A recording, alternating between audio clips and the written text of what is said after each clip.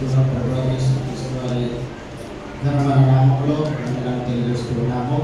आए हुए सभी को प्रभु यीशु मसीह के नाम से धन्यवाद देते हैं। ముందుగా నేను మిమ్మల్ని క్షమాపణ పెట్టుకుంటున్నాను। सबसे पहले मैं आप सबों से क्षमा चाहता हूँ। ఈ బ్లాక్ గగుల్స్ స్టైల్ కోసం కాదు, 48 అవర్స్ బిఫోర్ ఒక ఆపరేషన్ జరిగింది। దాని గురించి వెలుతురు లేని కారణంగా దీనికి పెట్టుకోవాల్సి వచ్చింది। ये जो काला चश्मा मैंने जो पहना हुआ है ये स्टाइल के लिए नहीं है। 48 घंटे पहले आँख का ऑपरेशन हुआ था, तो रोशनी से बचने के लिए काला चश्मा को पहनने को हमने कहा है। మనము ముఖ్య వర్తమానానికి వెళ్ళడానికి ముందుగా పరిశుద్ధ గ్రంథం నుండి కొన్ని వచనాలు మనం చూసుకొని ధ్యానించుకొని మనం ఈనాటి ఆరాధన కార్యక్రమాన్ని పూర్చుకుందాం।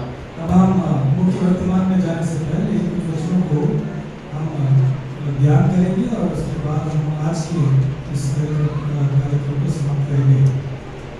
పరిశుద్ధ గ్రంథం నుండి మనము ఒక వాక్యాన్ని తీసుకుందాం। पवित्र बाइबल में से एक बात हम निकालेंगे। 139వ కీర్తన 139वां भजन संहिता 139 139 139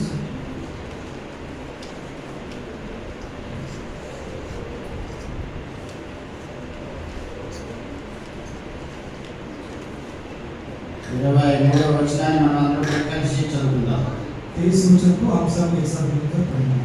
139వ కీర్తన 8వ వచనం, 23వ వచనం भजन संहिता 139 और उसका కలిసి చదువుతాం। मिलकर पढ़ेंगे। దేవా వర్షించి నా ఆలోచనను తెలుసుకున్నాము। మరోసారి చదువుతాం। और पढ़ेंगे। దేవా వర్షించి నా హృదయమును తెలుసుకున్నాము, నా ఆలోచనలను తెలుసుకున్నాము। ఈ దావీదు దేవుని దగ్గర వేడుకుంటున్నాడు। ये जो बातें हैं दाऊद इस तरह से परमेश्वर से विनती करता है। ఏమని వేడుకుంటున్నాడు? क्या विनती करता है? దేవా నన్ను పరిశోధించి నా హృదయమును తెలుసుకున్నాను, నన్ను పరీక్షించి నా ఆలోచనలను తెలుసుకున్నాను। हे यहोवा तूने मुझे जांच कर जान लिया है और मेरे उठना बैठना को तू अच्छी तरह से जानता है। 24వ వచనం కూడా చదువుదాం। 24 वचन को पढ़ेंगे। నీ ఆయాసకరమైన మార్గము నా యందు ఉన్నదేమో చూడుము, నిత్య మార్గమున నన్ను నడిపించుము। మరొకసారి ఏమంటున్నాడు ఆయన? दोबारा से क्या कहता है? నీ ఆయాసకరమైన మార్గము నా యందు ఉన్నదేమో చూడుము, నిత్య మార్గమున నన్ను నడిపించుము। ప్రార్థన చేసుకుందాం।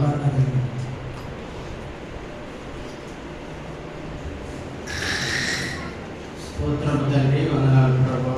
ఈ రీతిగా దినం ఉదయకాలంలోని ఇంతవరకు మీ ప్రసన్నత మాకు తోడుగా ఉంచినందుకే వందనాలు। ఆరాధన సమయంలో ఉన్న సమయంలో తండ్రి అనేక మంది బిడ్డలు ఆరాధన చేసేవారిగా, ప్రభు బలలో పాల్గొనేవారిగా మీరు చేసిన మేలు బట్టి వందనాలు। ముఖ్య వర్తమానంలో కూడా తండ్రి మీకు అవసరమైన నేను నిలబడి ఉండగా నన్ను మీరు జ్ఞాపకం చేసుకొని నా నోటికి మీరు దూరంగా ఉండి ప్రభా నా ద్వారా తండ్రి మీరు మాట్లాడమని కోరుకుంటున్నాను। ట్రాన్స్లేషన్ చేస్తున్నటువంటి విధాసం కూడా జ్ఞాపకం చేసుకొని సరైన పదాలు తండ్రి మేము ప్రభా మా యొక్క హృదయంలో రావడానికి సహాయపడండి। మండలం అంతా మీ ఆధీనంలో ఉంచుకోవాలని వేడుకుంటున్నాను। ఈనాటి ఆరాధన కొరకే నడిపించిన ప్రతి బిడ్డను కూడా పేరు పైన జ్ఞాపకం చేసుకొని దీవించి ఆశీర్వదించి నడిపించమని ఈ ప్రార్థన మా ప్రభువును ప్రియ రక్షకుడైన యేసుక్రీస్తు వారి నామములో విక్రిమి నేను ప్రార్థించి వేడుకుంటున్నాం తండ్రి, ఆమేన్।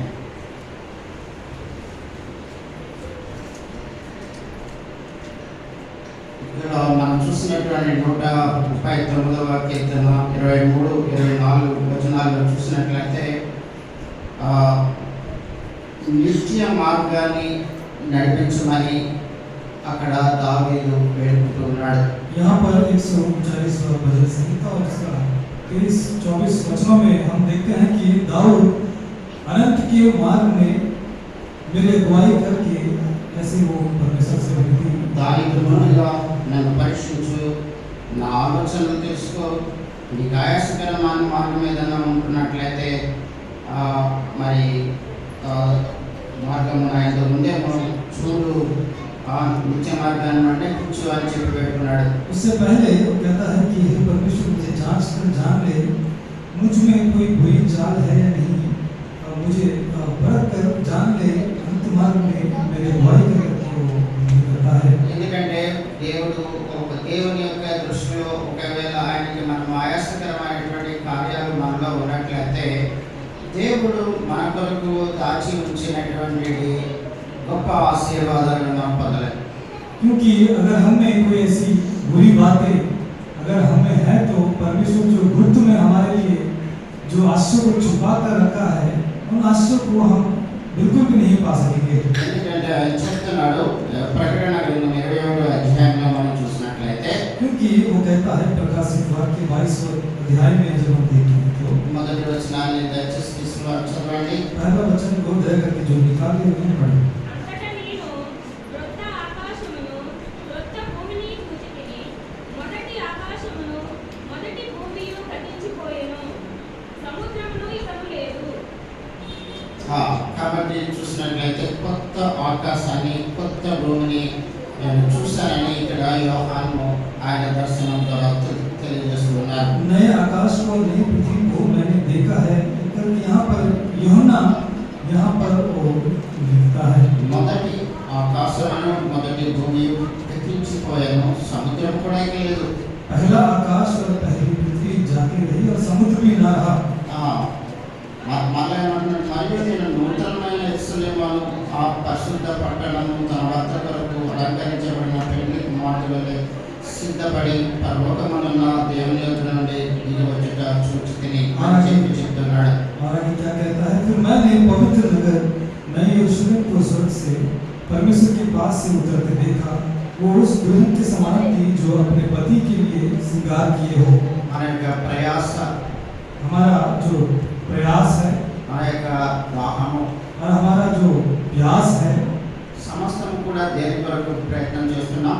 ये सभी जो हमारा जो मेहनत है वो हम किसके लिए करते हैं? ఆ యొక్క మరి పరిశుద్ధ పట్టణం తన భర్త కొరకు అలంకరించబడి పెండ్లి కుమార్తె వలె సిద్ధపడి ఉన్నటువంటి ఆ యొక్క పరలోకానికి మనం చేరాలనేటువంటి దాహమే. वो जो पवित्र नगर जो स्वर्ग है, जो उस दुल्हन के समान है, जो अपने पति के लिए श्रृंगार किए हुए रहती है.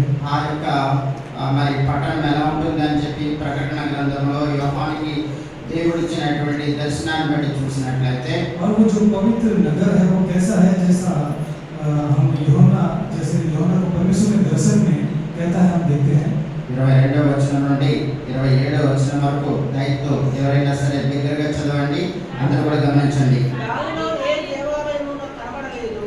సర్వాధికారి అయిన దేవుడకు ప్రభువును గొర్రెపిల్లయు దానికి ఆలయమై ఉన్నారు. ఆ పట్టణంలో ప్రకాశించుటకే సూర్యుడైనను చంద్రుడైనను దానికి అక్కరలేదు. దేవుని మహిమయే దానిలో ప్రకాశించుచున్నది. గొర్రెపిల్లయే దానికి దీపము. జనములు దాని వెలుగునందు సంచరితురు. భూరాజులు తమ మహిమను దానిలోనికి తీసుకుని వద్దురు. అక్కడ రాత్రి లేనందున దాని గుమ్మములు పగటివేళ ఏమాత్రమును వేయబడవు. జనములు తమ మహిమను ఘనతను దానిలోనికి తీసుకుని వచ్చెదరు.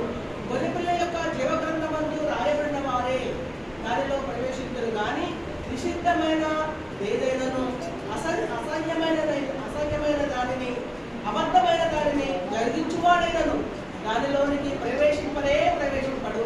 ఇక్కడ మనం చూసినట్లయితే ఆ యొక్క పరలోకము ఎంత గొప్పగా ఉంది అనే దాని యొక్క గొప్పతనాన్ని గురించి ఇక్కడ యోహాను తెలియజేస్తూ వస్తున్నాడు. यहाँ पर वो जो पवित्र नगर है वो कितना अद्भुत और महान है. यहाँ पर यूहन्ना यहाँ पर लिखते हुए आता है. 23వ వచనంలో చూసినట్లయితే ఆ పట్టణంలో ప్రకాశించుటకై సూర్యుడైనను చంద్రుడైనను దానికి అక్కర్లేదు. और 23वें वचन में हम देखते हैं कि उस नगर में सूर्य और चांद की उजाले की आवश्यकता नहीं. అటువంటి రాజ్యాన్ని మనము స్వతంత్రించుకొని ఉన్నాము. क्योंकि ऐसे राज्य को हम पाने वाले हैं. అక్కడ సూర్యుడు చంద్రుడు లేకుండా ఎలా జరుగుతుంది అంటే దేవుని మహిమయే దానిలో ప్రకాశించుచున్నది. గొర్రె పిల్లయే దానికి దీపముగా ఉంది.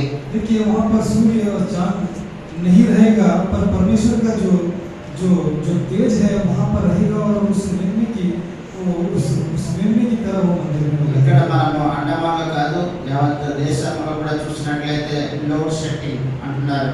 మన ఆంధ్రలో కూడా కరెంట్ కోత అంటున్నారు. రాత్రి సమయాలలో ఫ్యాన్లు లేక లైట్లు లేక ప్రజలు ఎంతో ఇబ్బంది పడుతున్నారు. हमारे अंडमान प्रांत में नहीं देश भर में लोड सेटिंग या फिर जो करंट की जो कमी है, जो हम देखते हैं कि रात भर करंट नहीं रहने के कारण बहुत सारे लोग परेशानी में रह रहे हैं। అయితే అక్కడ మరి యొక్క రాజ్యంలో సూర్యుడు అవసరం లేదు, చంద్రుడు అవసరం లేదు. అక్కడ దేవుని మహిమ అనేది అక్కడ ప్రకాశిస్తూ ఉంది. గొర్రె పిల్లయే అక్కడ దీపముగా ఉంది అని రాయబడింది. पर वहाँ पर उस राज्य में सर्वशक्तिमान प्रभु परमेश्वर और मेमना उसका मंदिर है। उस नगर में सूर्य चांद की उजाले की आवश्यकता नहीं, परमेश्वर के तेज से उसका उजाला हो रहा है। 24వ వచనాన్ని చూసినట్లయితే జనములు దాని వెలుగునందు సంచరింతురు అని రాయబడింది. और जाति जाति के लोग उसकी ज्योति में चलेंगे फिरेंगे। 24 वचन में पढ़ते हैं। ఎంత గొప్ప ఆశీర్వాదం చూడండి. ये कितनी बड़ी आशीष की बात है। ఆ యొక్క వెలుగులో ప్రజలందరూ కూడా సంచరిస్తారు. और उस ज्योति में लोग चलेंगे फिरेंगे। భూరాజులు తమ మహిమను దానిలోనికి తీసుకుని వస్తారు. पृथ्वी के राजा अपने अपने तेज का सामान उसमें लाएंगे। 25వ వచనంలో అక్కడ రాత్రి లేనందున దాని గుమ్మములు పగటి వేళ మాత్రమును వేయబడవు. उसके फाटक दिन को कभी बंद ना होंगे और रात वहाँ ना होगी। కానీ ఇక్కడ మనము భయపడిపోతూ ఉంటాం. पर हम यहाँ पर తాళం వేయకుండా ఒకవేళ చర్చికి వచ్చేసినట్లయితే అయ్యో అని మనము భయపడతాం. ఎవరైనా దొంగలు ప్రవేశించి అక్కడ విలువైన వస్తువులు తీసుకుని వెళ్ళిపోతారనేటువంటి భయం అందరికీ ఉంటుంది. पर हमें से हर एक बहुत सारे लोग ऐसे डरते हैं या फिर भय खाते हैं कि घर को अगर ऐसे खुला छोड़ दे और हम ऐसे ही चर्च को आ जाए या फिर बाहर जाए तो घर में कोई चोरी वस्तुओं की चोरी हो जाएगी, ऐसा हम लोग डरते हैं। కాబట్టి అక్కడ గుమ్మములు ఏమాత్రం కూడా వేయబడవు. पर वहाँ पर कोई फाटक बंद ना रहेगा। 26వ వచనంలో చూసినట్లయితే జనములు తమ మహిమను ఘనతను దానిలోనికి తీసుకుని వస్తారు. और 26 में लोग जाति जाति के तेज और वैभव का सामान उसमें लाएंगे। ఈ లోకంలో మానవుడు ఘనత లేక పేరు ప్రతిష్టలు పొందినప్పటికీ కూడా అది ఒక కాలంతో అది సమాప్తమవుతుంది. इस संसार में जो लोग रहते हैं वो तेज और वैभव या फिर जो गौरव मर्यादा को जो पाते हैं वो इस संसार में कुछ दिनों के लिए ही वो होता है। ఇండియా లేకపోతే ఇండియా లేదు అనేటువంటి ఒక స్లోగన్ మార్చిన వయసులో చెప్పేవారు. इंडिया नहीं है, इंडिया नहीं है, ऐसे एक स्लोगन कहा करते थे। ఇందిరా గాంధీ ఇందిరా అనేటువంటి షార్ట్ నేమ్. ఇందిరా లేకపోతే ఇండియా లేదు. इंदिरा नहीं है तो इंडिया नहीं है, ऐसे అంటే అంత గొప్ప డైనమిక్ నాయకురాలుగా దేశాన్ని పరిపాలించింది. देखिए इतना महान वो जो स्त्री जो थी जो इंदिरा गांधी, ఆఖరికి తన ప్రాణాన్ని ఆమె కాపాడుకోలేకపోయింది. आखिर में अपने प्राण को बचा नहीं पाई తన యొక్క సొంత అంగరక్షకులే ఆమెను షూట్ చేశారు. और अपने स्वयं जो उनका जो रक्षक थे वही उन्हें मार दिए। ప్రపంచంలో పెద్ద ప్రఖ్యాత పొందినటువంటి నాయకురాలు पूरे दुनिया भर में बहुत नाम कमाई हुई जो थी। Without Indira there is no India అనేటువంటి ఒక స్లోగన్ వచ్చింది. देखिए इंदिरा के बिना इंडिया नहीं है, ऐसे स्लोगन आया था। ఈనాటి తరం వారికి ఈ విషయాలు తెలియకపోవచ్చు. पर आज के जो लोग हैं वे इस बात को नहीं जानते होंगे। అంత గొప్ప నాయకురాలు తన యొక్క సొంతాన్ని కాపాడడానికి ఉన్నటువంటి సొంత అంగరక్షకులే ఆమెను షూట్ చేయడం జరిగింది. इतना महान जो स्त्री थी वो अपने स्वयं जो उनके रक्षक थे वही उन्हें मार दिए। అయితే ఇక్కడ జనములు తమ మహిమను ఘనతను ఇక్కడ అక్కడ తీసుకుని వస్తారని చెప్పబడింది. और यहाँ पर हम पढ़ते हैं कि लोग जाति जाति के जो लोग हैं वे तेज और वैभव का सामान। 27వ వచనంలో చూసినట్లయితే గొర్రె పిల్ల యొక్క జీవ గ్రంథమందు రాయబడిన వారే దానిలో ప్రవేశించరు. కానీ నిషిద్ధమైనది ఏదైనాను అసహ్యమైనది ఏదైనాను అబద్ధమైనది ఏదైనా జరిగించేవాడను దానిలో ప్రవేశింప నేరడు. आगे 27 वचन, परंतु उसमें कोई अपवित्र वस्तु या घृणित काम करने वाला या झूठ का गढ़ने वाला किसी रीति से प्रवेश ना करेगा और केवल वे लोग जिनके नाम लेने के जीवन की पुस्तक में लिखे ఈ हैं। రోజున మనం చూసినట్లయితే విశ్వాసులు అని చెప్పబడేటువంటి అనేక మంది వారు తాము పొందినటువంటి రక్షణను మర్చిపోయి ఈ లోకరీతిగా అనేక మంది లోకములో కొట్టుకొని పోతున్నారు. इस संसार में भी जो बहुत सारे जो लोग विश्वासी कहलाते हैं अपने जीवन में महान उद्धार को पाने पर भी संसार के इस प्रवाह में वे ऐसे मारे जाते हैं। ఎంతో విచారించవలసినటువంటి విషయం. देखिए बहुत ही चिंता करने वाली विषय है। కాబట్టి మన కుమారుడు లేక మన కుమార్తె లేక మన భర్త లేక మన భార్య ఆ విధంగా లోకంలో పుట్టుకొని వెళ్ళిపోతున్నారు అంటే వారు విడవబడిన వారై ఉండవలసి ఉంది. కనుక మనం అటువంటి వారి కొరకే భారముగా మనము ప్రార్థన చేయవలసి ఉంది, కాపాడుకోవాల్సి ఉంది. इसलिए हो सकता है मेरा बेटी या फिर मेरा बेटा या फिर मेरा पति या फिर मेरा पत्नी या फिर ऐसे कोई भी हो सकता है जो संसार के प्रवाह में जो ऐसे ही चला जाता है, उसके लिए हमें अपने प्रार्थनाओं में हमें याद करना है, वहाँ से उन्हें फिर लाना है। ఈ యొక్క పరలోకపు స్వాస్థ్యాన్ని ఇక్కడ చెప్పబడిన రీతిగా ప్రకటన గ్రంథంలో 21వ అధ్యాయంలో 23వ వచనం నుంచి 27వ వచనం వరకు చూసినట్లయితే అంత గొప్ప వైభవాన్ని అంత గొప్ప ధన్యతను మనమందరం పొందాలని ప్రభువు శిలువలో మరణించారు. लेकिन जैसे प्रकाशित वाक्य 21 और 23 से लेकर 27 तक जिस तरह से हमने स्वर्ग के उस विलास की बातों को हमने पढ़ा, परमेश्वर ये चाहता है कि हम उस तेज और वैभव को हम सभी अपने जीवन में पाए।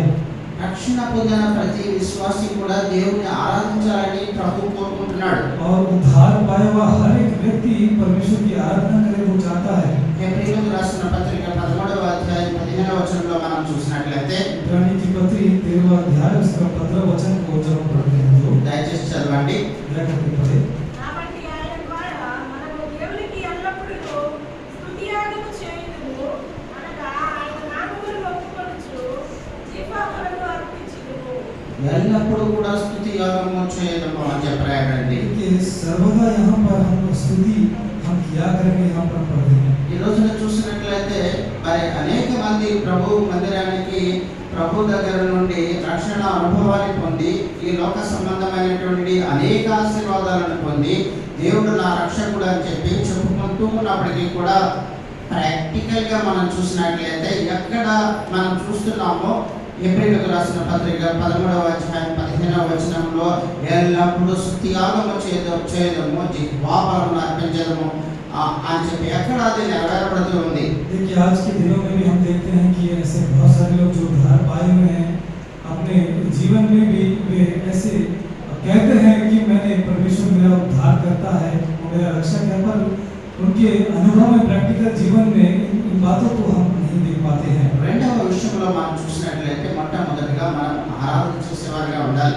देखिए दूसरी जो पहली जो बात है हम सभी आराधना करने वाला हम ప్రతి విశ్వాసి కూడా ఆరాధన చేసేవాడిగా ఉండాలి. हर एक विश्वासी हमें से आराधना करने वाला होना है। టేబుల్ మెసేజ్ లో మనం చూసాము బాప్తిస్మము తీసుకోవాల్సినది కంపల్సరీ, కానీ దానికి ముందుగా ఇన్ కేస్ మీరు దేవుడు యేసు ప్రభువాన్ని సొంత రక్షకుడిగా మనసులో అంగీకరించినప్పుడే మీరు రక్షణ పొంది ఉన్నావు కనుక అది బాప్తిస్మం అన్నది దట్ ఈస్ ఎ ఫండమెంటల్. కాబట్టి అది కూడా ఉండాలి. అదే దానికి ముందుగా ఆరాధన చేయడానికి నీకు ఏ విధమైనటువంటి నిబంధన లేదు, ఏ విధమైన అడ్డంకి లేదు. కాబట్టి ధారాళంగా ప్రభుని ఆరాధించవచ్చు. देखिए जैसे मेष के वर्तमान में भी हमने सुना कि बपतिस्मा लेना वो हमारे लिए आवश्यक है, वो अलग बात है, पर हम में से हर एक जो है परमेश्वर को अपना स्वयं उद्धार करता अंगीकार किया है। हम में से हर एक परमेश्वर को हमें उस आराधना को हमें परमेश्वर के लिए चढ़ाना है। అదే రీతిగా మనము విధేయతగా ఉండాలి. లోకంలో విధేయత అన్నది కంపల్సరీగా ఉండాలి ప్రతి విశ్వాసంలో కూడా. और इसी प्रकार हम इस संसार में हर एक बातों को मानने वाले हम में से हर एक होना है। ఫిలిప్పీయులకు రాసిన పత్రిక 3వ అధ్యాయం 3వ వచనంలో ఆ విషయం చెప్పబడుతూ ఉంది. फिलिप्पियों की पत्री 3रा अध्याय उसका 3रा वचन में इसी बात को बताया गया है। దయచేసి చదవండి. కనుక శరీరమును ఆస్పదము చేసుకొనక దేవుని యొక్క ఆత్మ వలన ఆరాధించుచు క్రీస్తు యేసునందు అతిశయపడుచున్న మనమే సంగతి ఆచరించువారము. ఒకవేళ నువ్వు ఏదైనా అతిశయం ఉన్నట్లయితే ఐఎమ్ హ్యావింగ్ మల్టిపుల్ టాలెంటెడ్ అని చెప్పి ఒకవేళ అతిశయం నీకు ఉన్నట్లయితే అది క్రీస్తు ప్రభువులో మాత్రమే అతిశయపడాలి. అది నీకు దేవుడు ఇచ్చాడు, ప్రభు ఇచ్చాడు. या फिर हो सकता है ऐसे हम में ऐसी कोई घमंड की बात है कि हम मल्टीपल हम टैलेंट को पाए हुए हैं। अगर ऐसी बात है तो वो घमंड जो है वो प्रभु में हम में होना है। అదే రీతిగా ఇదే ఫిలిప్పీయులకు రాసిన పత్రిక 3వ అధ్యాయం 4-5 వచనాలు కూడా చదవండి. और इसी अध्याय के 4-5 वचन पढ़ें। కావలినంటే నేను శరీరమును ఆస్పదము చేసుకొనవచ్చును. మరి ఎవడైనాను శరీరమును ఆస్పదము చేసుకొనదలిచిన ఎడల నేను మరి ఎక్కువగా చేసుకొనవచ్చును. 8వ దినమున సున్నతి పొందితిని. ఇశ్రాయేలు వంశపు వాడనై బెన్యామీను గోత్రంలో పుట్టి హెబ్రీయుల సంతానమైన హెబ్రీయుడనై ధర్మశాస్త్ర విషయము పరిచయుడనై ఆసక్తి విషయమును సంఘమును హింసించువాడనై ధర్మశాస్త్రము వలన విషయమును అనింద్యుడనై తిని. పౌలు గారు చెప్తున్నారు, ఆయనలో ఉన్నటువంటి మల్టీ టాలెంట్ గురించి చెప్పుకుంటూ ఉన్నాడు. देखिए प्रेरित पौलुस जो परमेश्वर का दास है, यहाँ पर उनके जीवन में जो मल्टीपल टैलेंट उन्होंने पाया उसके विषय में ఆయన ఏం చెప్తున్నాడు? क्या कहता है? 5వ వచనంలో 8వ దినమున సున్నతి పొందితిని. 8वें दिन मेरा खतना हुआ। ఇశ్రాయేలు వంశపు వాడనై బెన్యామీను గోత్రంలో పుట్టి హెబ్రీయుల సంతానమైన హెబ్రీయుడనై ధర్మశాస్త్ర విషయము పరిచయుడనై ఆసక్తి విషయము సంఘమును హింసించేవాడునై ధర్మ శాస్త్రము వలన నీతి విషయమే అనింద్యుడనైతిని. ఆయనలో చదవండి. ఏవేవి నాకు లాభకరములై ఉండునో వాటిని క్రీస్తు నిమిత్తము నష్టముగా ఎంచుకొంటిని. 8 కూడా నిశ్చయముగా నా ప్రభువైన యేసుక్రీస్తును గూర్చిన ప్రతి శ్రేష్టమైన జ్ఞానం నిమిత్తమై సమస్తము నష్టముగా ఎంచుకొనుచున్నాను. కాబట్టి మనం కూడా ఆ విధంగా ఉండాలి. పౌలు గారు చెప్తున్నారు, ఏమని చెప్తున్నాడు? ఆయనలో ఉన్నటువంటి గొప్పతనం చూడండి. ఆయన అంటున్నాడు 5వ వచనం నుంచి చూసుకుంటూ వెళ్తున్నట్లయితే, నేను ఇశ్రాయేలు వంశపు వాడను, సున్నతి పొందినవాడను, బెన్యామీను గోత్రంలో పుట్టినవాడను, హెబ్రీయుల సంతానమై ఉన్నాను, ధర్మశాస్త్రం విషయమై పరిశుద్ధుడనై ఉన్నాను, ఆసక్తి విషయమై సంఘమును హింసించేవాడనై ఉన్నాను, ధర్మశాస్త్రం వలన నీతి విషయమై అనింద్యుడనై ఉన్నాను. అయినలో ఏవేవి నాకు లాభకరమై ఉండేనో వాటిని క్రీస్తు నిమిత్తము నష్టముగా ఎంచుకుంటేనే. నిశ్చయముగా నా ప్రభువైన యేసుక్రీస్తును గురించిన అతి శ్రేష్టమైన జ్ఞానము నిమిత్తము సమస్తమును నష్టముగా ఎంచుకుంటున్నాను. కాబట్టి క్రీస్తులో జ్ఞానాన్ని పొందడానికి మాత్రమే మనము ప్రయాసపడాలి. जिस तरह से 5 से 8 वचनों को हमने पढ़ा कि परमेश्वर को ज्ञान को हमें से हर एक को पाने वाले हम होना है। కనుక మనము కొన్ని సందర్భాలలో మనము ఇతరులను హింసించే రీతిగా లేక నొప్పించే రీతిగా మనము మాట్లాడేస్తూ ఉంటాం. देखिए कई परिस्थितियों में हमें से ऐसे कुछ लोग होंगे कि हम किसी को हानि पहुंचाने वाले होंगे। కనుక మన యొక్క ప్రతి మాట కూడా అది దేవునికి ప్రియమైనదిగా ఉండడానికి మనం ప్రయత్నం చేయాలి. इसलिए हमारा जो हर एक बात है परमेश्वर को वो पसंद के लायक हमारी जो बातें हैं होनी है। కొలస్సీయులకు రాసిన పత్రిక 4వ అధ్యాయం 6వ వచనాన్ని చూసినట్లయితే, तुलसी की पत्री 4 अध्याय उसके 6 वचन में దయచేసి చదవండి. पढ़े కొలస్సీ 4:6. సంఘములకు వెనుకటి వారిగా జ్ఞానము కలిగి నడుచుకొనుడి. ప్రతి మనుషునికి ఎలాగూ ప్రత్యుత్తరం ఇవ్వవలెనో అది మీరు తెలుసుకొనుటకై మీ సంభాషణ ఉట్టివేసినట్లు ఎల్లప్పుడూ రుచికరదానిగాను కృపాసహితముగాను ఉండనియుడి. కాబట్టి ఇక్కడ ప్రతి మనుషుడికి ఎలా ఉత్తరం ఇవ్వాలో అది మీరు తెలుసుకోవాలని, మీ సంభాషణ ఉప్పివేసినట్లుగా ఎల్లప్పుడూ రుచికరంగా ఉండాలని, కృపాసహితంగా ఉండాలని మీరు ప్రయత్నం చేయండి. ఒకవేళ అలా లేకపోతే ప్రకటన గ్రంథం 22వ అధ్యాయంలో మనము 23వ వచనం నుండి చూసినట్లుగా ఆ గొప్ప పరలోకానికి మనం వెళ్ళడానికి అనేకమైన చిక్కులు ఏర్పడే పరిస్థితి ఉంది. जैसे हमने इन वचनों को पढ़ा, जैसे हम प्रकाशित वाक्य में भी हमने पढ़ा, स्वर्गीय राज्य में जाने के लिए ये सभी बातें हमें होनी है। अगर ऐसी बातें हमें ना हो तो उस स्वर्गीय राज्य में पहुंचने में हमें बाधाएं आ सकती है। ఎందుకంటే నాకన్నా నా ఎదురు ఉన్నటువంటి సహోదరుడు గొప్పవాడు అని మనం అనుకున్నప్పుడు, क्योंकि मेरे बाजू में जो भाई बैठा है मुझसे भी वो बहुत ही अधिक वो अच्छा व्यक्ति है जब हम ऐसा सोचते हैं तो అహంకారం అనేది మనలో ప్రవేశించదు. घमंड की कोई बातें हमें तब ना हो। ఒకవేళ మనలో అహంకారం వచ్చినట్లయితే हो सकता है हमें कोई घमंड की बात है तो అది ఆత్మ సంబంధమైనటువంటి పాతాళానికి మనం और वो దిగజారిపోతున్నట్లుగా आत्मिक परिस्थितियों में जब हम देखते हैं तो वो बहुत ही वो गिरा हुआ वो परिस्थिति में हम दिखाई पड़ा है। అందరినీ కూడా ప్రేమించే వారిగా ఉండాలి. हमें से हर एक प्रेम रखने वाला हमें ప్రభు యేసుక్రీస్తు వారు ఏ విధమైన తారతమ్యాలు లేకుండా అందరినీ కూడా ప్రేమించాడు. ఆయన प्रभु यीशु मसीह किसी प्रकार का वो ऐसे हर एक से वो प्रेम समान रूप से रखता था। ఆయన ప్రేమ క్షమాగుణాన్ని కలగజేసిందని రాయబడింది. और उसकी जो प्रेम है वो सिद्धता को लाती है। మొదటి కొరింథీయులకు రాసిన పత్రిక पहला కొరింథీ की पत्री 8వ అధ్యాయం 8वां अध्याय 1వ వచనం దయచేసి తీసిన వారు చదవండి. पहला वचन को ఫస్ట్ కొరింథియన్స్ చాప్టర్ 8 వర్స్ 1. జ్ఞానులకు బలి అర్పించిన వాటి విషయము మనమందరము జ్ఞానము గలవారమని ఎరుగుదుము. జ్ఞానము ఉప్పొంగు చేయును గాని ప్రేమ క్షేమాభివృద్ధి కలుగు చేయును. చూసారా ప్రేమ ఏం చేస్తుంది? देखिए प्रेम क्या करता है। క్షమాభివృద్ధి కలుగజేస్తుంది. प्रेम उन्नति को लाता है। తోటి సహోదరుడు ఒకవేళ ఆత్మలో బలహీనంగా ఉన్నాడా? हो सकता है साथ वाला जो भाई है वो आत्मा में वो हो सकता है कमजोर है। ఒకవేళ అతనిలో ఒకవేళ వాక్య పరిచయం చేసేటువంటి ఒక ధన్యత అతనిలో లేదా? या फिर हो सकता है वचन को बांटने का ऐसा धन्य काम उसमें ना होता होगा। పర్వాలేదు, कोई बात नहीं, ప్రభు ఇస్తారు.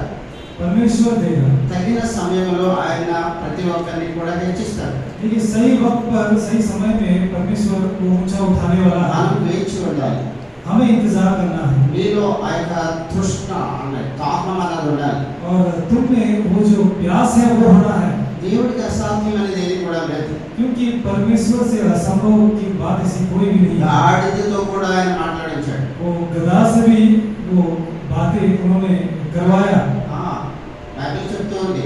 ये पवित्र बाइबल कहता है। కాబట్టి అంతకంటే ఎంతో అమూల్యమైనటువంటి మనము దేవుడు తప్పనిసరిగా మనకు సహాయం చేస్తాడు. कि उससे भी कई अधिक हम मूल्यवान हैं, इसमें परमेश्वर निश्चय वो हमारी सहायता करेगा। కాబట్టి ఇక్కడ మనం చూసిన రీతిగా మొదటి కొరింథీయులకు రాసిన పత్రిక 8వ అధ్యాయంలో మొదటి వచనంలో మనం మధ్య భాగం నుంచి చూసినట్లయితే ప్రేమ క్షమాభివృద్ధిని కలుగజేస్తుంది. इसलिए पहला कोरिन्थियों की पत्री 8वां अध्याय उसका पहला वचन के आखिरी भाग में प्रेम जो है वो उन्नति को लाता है। కాబట్టి మనం ప్రతి ఒక్కరిని కూడా ప్రేమించే వారిగా ఉండాలి, విధేయతగా ఉండాలి. इसलिए हम में से हर एक जो है वो प्रेम करने वाला और एक दूसरे के अधीन रहने वाला होना है। కనుక ఒకవేళ మనకి మనమే హెచ్చించుకుంటున్నట్లయితే हो सकता है हम अपने आप को ही हम बड़ाई मारते या फिर घमंड करते होंगे, అయితే దేవుడు మనలను తగ్గించే విధంగా వచ్చేస్తాడు. पर परमेश्वर जो है वो नीचा वो कर देगा। మనము తగ్గవలసి ఉంది, ఆయన హెచ్చవలసి ఉంది. क्योंकि हमें घटना है और वो परमेश्वर को ऊंचा उठाना है। రూతు చరిత్ర గురించి మనందరికీ తెలుసు. और रूत के चरित्र के विषय में जानते होंगे। ఆమె జీవితంలో ఎన్నో కష్టాలు ఎదురు చూసింది. अपने जीवन में बहुत सारे परेशानियों का सामना करती అయితే है, ఆమె బోయాజు దగ్గరికి వెళ్ళినప్పుడు దయగల మాటలు ఆమెను ఆదరించాయి. पर जब बोआज के पास जाती है तो दया की बातों को वो उनको आकर्षित करती है। రూతు తన భర్తను కోల్పోయి మరి ఆకలితో అలమటిస్తూ ఎన్నో బాధల్లో ఉన్న సమయంలో ఆ యొక్క మాట ఆదరణ కలగజేసిందని రాయబడింది బైబిల్. रूत जब अपनी पत्नी को खो देती है और जब बिना भोजन किए वो जब भूखा रहती है तो वो जो बातें हैं उसको आदर लाती थी। మనకి సమయంలో రూతు గ్రంథము 2వ అధ్యాయం 8-9 వచనాల్లో మనం ఈ విషయాన్ని చూడొచ్చు. लेकिन इन बातों को हम रूत की उस किताब में 8-9 अध्याय में इन बातों को हम पढ़ सकते हैं। మనలో దయార్థ హృదయం ఉండాలి. हमने दया की बातें हमें దయ చూపే హృదయం ఉండాలి. हम दया दिखाने वाले हमें होना है। మన యొక్క పడోసి ఆకలితో పడి ఉన్నాడు, हमारे जो पड़ोसी हैं वो अगर भूखा है तो మనకి తెలిసినప్పుడు కనీసం పరామర్శించి మన వల్ల అయితే హెల్ప్ చేసే వారిగా ఉండాలి. अगर हमें पता है तो हम जाकर उन्हें कुछ खाने को हमें देना है या फिर हमें उन्हें आदर देना है। మనం చేసే చిన్న సహాయం ద్వారా, లేకపోతే వారు జ్వరంతో బాధపడుతూ ఉన్నారు, వారికి ఒక పారాసెటమాల్ టాబ్లెట్ వారికి అవసరం, కానీ వెళ్ళి తెచ్చుకోలేని పరిస్థితిలో ఉన్నారు, ఒక గ్లాస్ నీళ్లు లేచి వెళ్ళి తెచ్చుకోలేని పరిస్థితిలో ఉన్నారు, మనకు తెలిసినప్పుడు మనం సహాయం చేయడం ద్వారా అది గొప్ప మరి వారికి సహాయం దొరుకుతుంది. देखिए कोई हो सकता है ऐसे बहुत ही वो बीमार हो सकता है या फिर उठने की परिस्थिति में ना होता होगा, पानी भी उठकर पीने की परिस्थिति में ना होता होगा। ऐसे लोगों को अगर हम जब छोटी सी अगर मदद कर देते हैं तो वो बहुत बड़ी बात परमेश्वर की नजर में ఇవన్నీ है। కూడా మనం ఎలాగా మనం పొందగలం? ये सभी बातें हम कैसे पा सकते ఒక हैं? మాట చూస్తే మనం ఉంచుకుందాం. एक बात को हम देखकर समाप्त करेंगे। కీర్తనలు भजन संहिता 34వ అధ్యాయంలో 34वां अध्याय, కీర్తనలు 34:8 చదవండి. भजन संहिता 34 उसका 8। ఉత్తముడని రుచి చూచి తెలుసుకొనుడి. ఆయనను ఆశ్రయించు నరుడు ధన్యుడు. ఎంత గొప్ప మాట చూడండి. ये कितनी महान बात यहाँ पर लिखा है। ఫస్ట్ ఆఫ్ ఆల్ మనం చేయవలసింది ఏంటంటే కీర్తన 34:8 వచనం ప్రకారముగా మనం నేర్చుకోవాల్సింది, తెలుసుకోవాల్సింది ఏంటంటే యెహోవా ఉత్తముడని రుచి చూచి తెలుసుకోవాలి. ये सबसे पहले हमें जानना है और समझना है वो क्या है कि भजन संहिता 34:8 में परख कर देखो कि यहोवा कैसा है। సెకండ్ థింగ్ ఆయనను ఆశ్రయించాలి. और दूसरी जो बात है उसका हमें शरण लेना है। Then you are with the blessed one. और उसके बाद ही तुम धन्य तुम होंगे। యెహోవా ఉత్తముడని రుచి చూచి తెలుసుకోవాలి. परख कर देखो कि यहोवा कैसा भला है। దెన్ ఆయనను ఆశ్రయించాలి. और उसके बाद उसका शरण लेना है, then you are the blessed. तब ही तुम धन्य कहलाओगे। That is the secret. यही रहस्य की बातें हैं। కాబట్టి మనమందరం కూడా इसलिए हम सभी ఆయన ఆత్మ సంబంధమైన విషయాలను రుచి చూసి ఎదుగుదాం. ऐसे आत्मिक जो बातों में हम और भी अधिक हम चेक कर देखेंगे ఆయన ఆరాధించే వారిగా ఉందాం. और वो आराधना करने वाले हम होंगे। అంత మాత్రమే కాదు, ఆయనను మనము కృతజ్ఞత కలిగిన వారిగా జీవిద్దాం. और इतना ही नहीं, धन्यवादी होकर हम अपने जीवन को बिताएंगे। ఆయన పట్ల విధేయత కలిగిన వారిగా జీవిద్దాం. हम परमेश्वर के अधीन होते हुए अपने जीवन को बिताएंगे తోటి వారిని ప్రేమించే వారిగా ఈ లోకంలో జీవిద్దాం. और अपने पड़ोसी से प्रेम रखते हुए अपने जीवन को बिताएंगे। వారికి అవసరాన్ని బట్టి సహాయం చేసే దయార్థ హృదయం గల వారిగా జీవిద్దాం. और उनकी आवश्यकता के अनुसार हमें दया दिखाने वाले ऐसे हम होंगे। ఆయనను రుచి చూసి తెలుసుకుందాం. और ऐसे हम परमेश्वर को चेक कर हम देखेंगे తద్వారా మనము ఆయన ద్వారా ఆశీర్వాదాలు పొందుతాం. और ऐसे करने के द्वारा हम बहुत सारे आशीर्वाद पाने वाले ఆ हैं। రీతిగా రాబోయే దినాల్లో జీవించడం ద్వారా మనము పరలోకములో ఆయనతో పాటు ప్రకటన గ్రంథంలో మనము చూసిన 21వ అధ్యాయంలో 23వ వచనం నుండి చూసిన రీతిగా ఆ పట్టణంలో, ఆయనే దీపంగా ఉండే పట్టణంలో మనము స్వాస్థ్యముగా అనుభవిద్దాం. देखिए ऐसे आने वाले दिनों में जीवन बिताने के द्वारा, जैसे प्रकाश पुराण के 21वां अध्याय और 23 से जैसे हमने पढ़ा कि ऐसे स्वर्गीय विरास को हम पाने वाले हम होंगे। దేవుడు ఈ వర్తమానాన్ని ఆశీర్వదించును గాక. परमेश्वर इस वर्तमान को आशीष कर हमें दे। ప్రార్థన చేసుకుందాం. प्रार्थना करेंगे। సారీ, మనం లేచి